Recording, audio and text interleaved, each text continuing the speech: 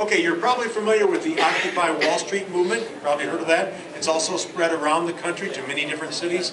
Well, we're not to be outdone. We also have an Occupy the UP movement. With us tonight are a couple of representatives of that group. With me are Wade Jackson and Chris Paulus. Thanks for joining us. Let me ask you first, Wade. One of the criticisms of the movement is it seems to lack a defined message or mission. Yeah. How do you respond to that? Well, each Occupy movement is different. The Occupy Wall Street has their own core values. They're defined in the 99% Declaration. We have similar tenets or principles of what we would like to hope to achieve, and those have been can be found in December's issue of Marquette Monthly. As people who read it. For those who haven't read it, what are those? The first one is we want to get rid of, we want to get money out of politics. We want to end the Federal Reserve. We want to cancel the national debt, both foreign and domestic. We believe that the American people shouldn't be responsible for the government's failures to budget. We also want a elimination of student debt. And these are just a few off the top of my head. Chris, assuming that you're on the same page with Wade, how do we go about doing that? I mean, some people would probably agree with these. I mean, obviously we want to get rid of the national debt. I'm not sure about just wiping out student debt and other debt, but how do we accomplish these things? Oh, in fact, there's a website called OccupyStudentDebt.com. It's a petition for 1 million people. Once that 1 million people have signed that petition, they will all agree not to pay their student loans. Student loans is $1 trillion in our country, and it's more than all the credit card debt in our country. Anyway, how you can approach eliminating all this is you can, in terms of banks, you know, Wall Street in Washington is.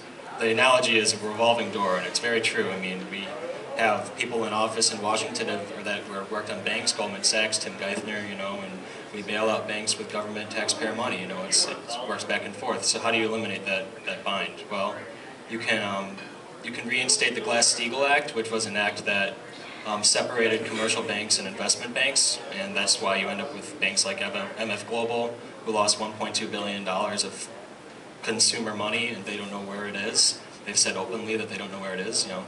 So we need to separate those. And there's a court case called Citizens United, and that was just established in 2010, and that enables any individual or corporation, in fact, to donate endless amounts of money towards political campaigns. So that needs to be reversed also. Well, this is all part of a free market system in capitalism.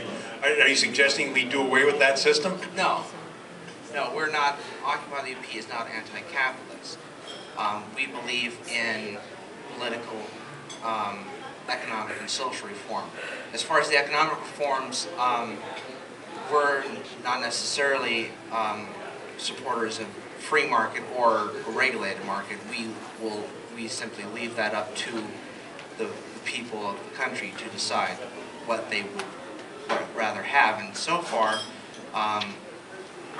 to say that which one we want, that would be an individual choice. So we want to abstain from taking a position on that. Are you looking for more members? I see you have some members with you here. Are you trying to grow and sustain this movement in the UP, Chris?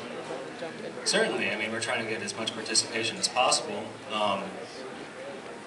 We live in a quite ideal community up here in Marquette, which is nice, and I think maybe that's part of the reason people aren't as inclined to come out here. We haven't been as affected by foreclosures.